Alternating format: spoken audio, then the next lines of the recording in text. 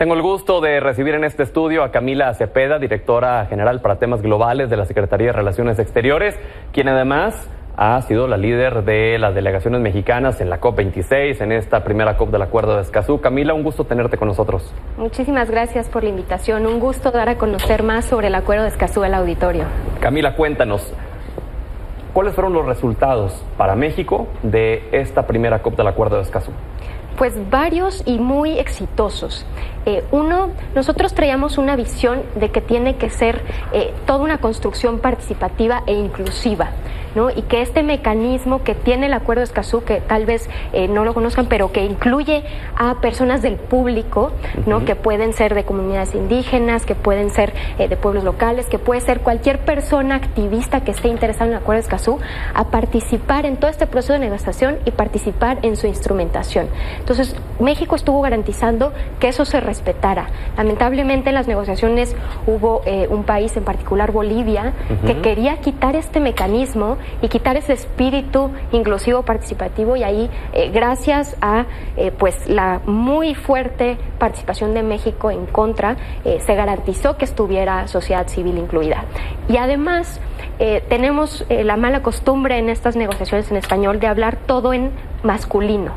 Todo el lenguaje del acuerdo está redactado en masculino y todos los compromisos, declaraciones tenían una visión simplemente que no era incluyente, que no hablaba de personas defensoras, de mujeres, de hombres, ¿no? Y nosotras con nuestra política exterior feminista nos aseguramos que se tenga esta visión incluyente y que el lenguaje importa, y que importa que veamos que las mujeres tienen un rol central tanto en la defensa del territorio como en los impactos que tiene el cambio climático, la protección de la biodiversidad.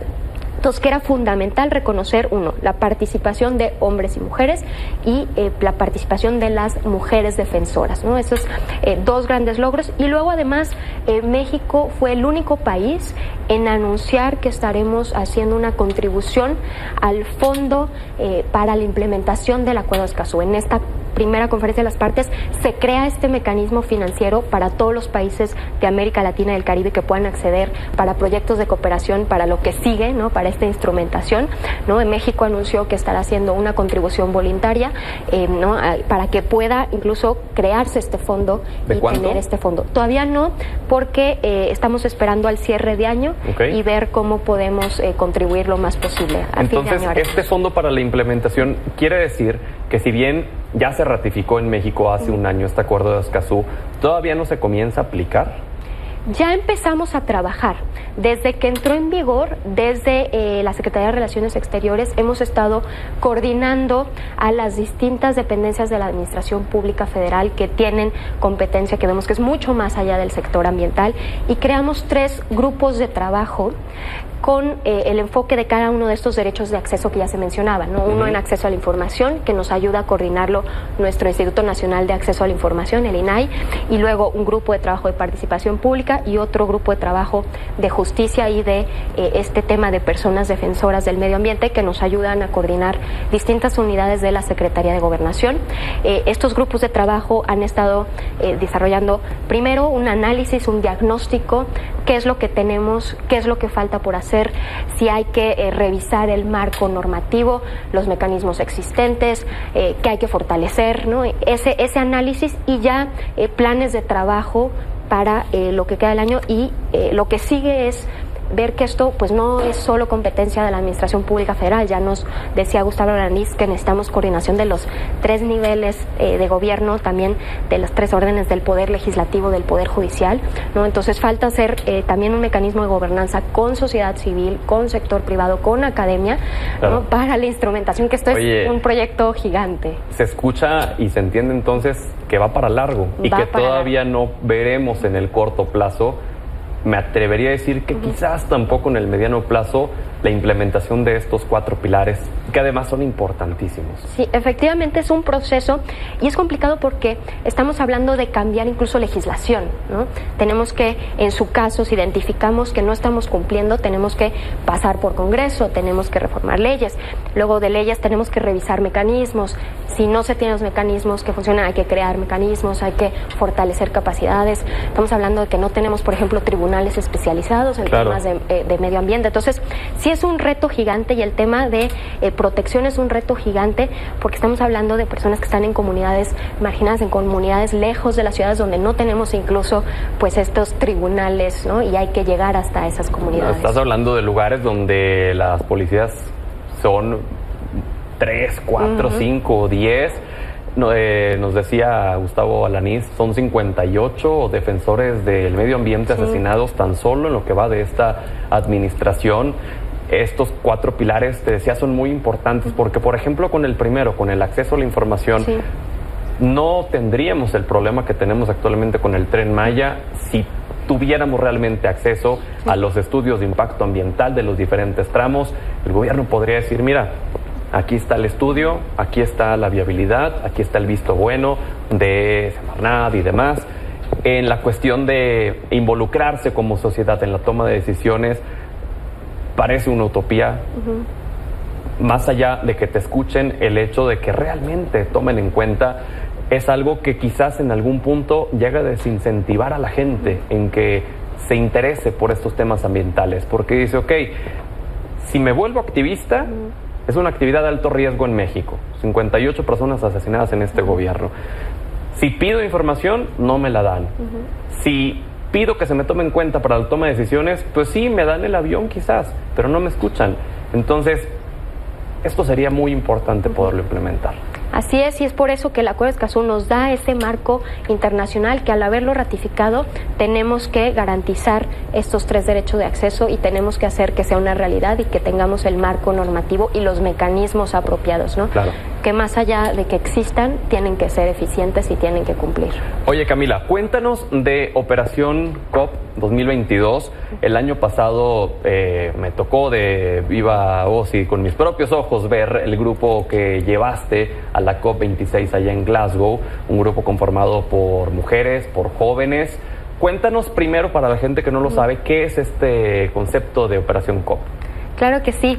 Nos da muchísimo orgullo, además, que hayas visto de primera mano. La idea es capacitar a jóvenes que estén interesados en ser activistas climáticos, que estén apasionados por este tema, que sean estudiantes y que quieran conocer cómo es el mundo de las negociaciones, ¿no? Y les damos todo un proceso de capacitaciones por varios meses con expertos, expertas en temas ambientales, en temas diplomáticos. Tenemos a nuestro Instituto Matías Romero de la Cancillería, ¿no?, para ver estas habilidades de negociación. Tenemos el acompañamiento del INJUVE por toda la juventud. En esta ocasión tenemos además un componente adicional con el Instituto Nacional de Pueblos Indígenas también, para tener más representación, ¿no? Y tenemos todo el apoyo de los distintos sectores ambiental, de agricultura, que forman parte de la COP que va, y lo que hacemos es tener diálogos constructivos, tener actividades con ellos en vivo. Ahora la virtualidad nos ha permitido, ¿no?, justo llegar a todos estos hogares en plena pandemia, ¿no? Y le estuvimos capacitando, y de esas, en la edición anterior fueron 30 personas, terminó siendo 31. Pudimos seleccionar en este caso fueron 4 mujeres jóvenes que tuvieron mejor desempeño y nos acompañaron como negociadoras mexicanas oficiales con temas prioritarios. No este era es un punto asistente, importantísimo, exacto, porque muchos especulaban si simplemente iban de observadoras, si iban pues nada más a ver cómo se realizaba, pero ellas eran las encargadas de llevar negociaciones en distintos temas, y además temas importantes. Así es, temas como adaptación al cambio climático, como pérdidas y daños, ¿no? Y eran ellas quienes se sentaban con su banderita de México y hablaban a nombre de México, ¿no? Y estuvieron participando también con reuniones con ministros, estuvieron dando su opinión y estuvieron contribuyendo. Una de ellas, por ejemplo, logró meter lenguaje justo que reconociera las voces de las juventudes en documentos ya formales que se adoptaron por 196 países. Entonces, tuvieron una incidencia real y fue una experiencia muy enriquecedora para ellas, para nosotras y para el resto de países que vieron que la juventud, ¿no?, puede contribuir. Sin duda alguna. ¿Cuáles son los requisitos? ¿De qué edades a qué edades? ¿Hasta cuándo tienen para inscribirse y dónde? Claro, en esta segunda edición tenemos además una nueva categoría. La primera modalidad, que esto es para para que se repite como en la edición anterior, para todos los jóvenes entre 18 y 25 años. Tienen que, digamos, en este periodo hasta noviembre cumplir esos 18 y no pasar de los 25 hasta el 20 de noviembre. Tienen que estar estudiando la carrera o no más de un año de haber salido, que demuestren que tienen interés en estos temas ambientales, que tengan dominio del inglés, ¿no? Y que tengan disponibilidad de tiempo para todo el proceso de capacitaciones, y también para todo el proceso de la COP que se llevará a cabo esta edición en Sharm el Sheikh en Egipto en noviembre. Pero justo como recibimos retroalimentación que pues el tema del inglés pues puede ser un freno para muchas personas y particularmente para las comunidades indígenas y afromexicanos. Entonces abrimos una modalidad dentro de la convocatoria específicamente para quienes tengan justo pues esta descendencia de pueblos indígenas o de afromexicanas, ¿no? Que no vamos a requerir ahí el inglés, hay una categoría especial para que también puedan tener participación. ¿Cómo se comprueba esto? Porque también hemos visto desgraciadamente que hay activistas que se ostentan como ser pueblos originarios y resulta que no lo son. Aquí estaremos haciendo un seguimiento con nuestro Instituto Nacional de Pueblos Indígenas que se suma este año a la edición justo para garantizar, ¿no? Que pues sí pueda haber una participación real. Nos interesa que sí lleguen esas voces. Porque el año pasado no tuvieron representación. El año pasado justo una de las críticas que recibimos fue que no teníamos representación de pueblos indígenas. Escuchamos la crítica, ¿no? Y vimos cómo podíamos este año sí asegurarnos que tuviéramos esas voces. En las fechas, te debo, ahorita ya está abierta la convocatoria, ¿no? En el sitio del INJUVE, ahí están todos los requisitos, pero va a estar abierta la convocatoria hasta el 15 de mayo, eso es muy importante. Hay varios requisitos, tienen que subir video, tienen que ser pues una carta de intención, escrito, están todos en la convocatoria. Vamos a hacer el anuncio de los resultados de quienes estaremos capacitando el 3 de junio, luego que sepan que necesitan disponibilidad, porque abrimos todas estas capacitaciones del 13 de junio al 19 de agosto, y luego pues quienes sean seleccionados estarán participando en noviembre en Egipto. Muy bien, Camila Cepeda, muchísimas gracias por estos valiosos minutos. Esperamos tener esta comunicación permanente y sobre todo ir viendo si México realmente está cumpliendo con los compromisos que ha adquirido. Me parece, desde nuestra perspectiva como ciudadanos, nuestra responsabilidad el exigirle a los gobiernos que no solamente firmen, sino que en realidad hagan las cosas. Entonces, te agradeceremos mucho que podamos tener esta comunicación. Claro que sí, encantada. Gracias, Camila Cepeda.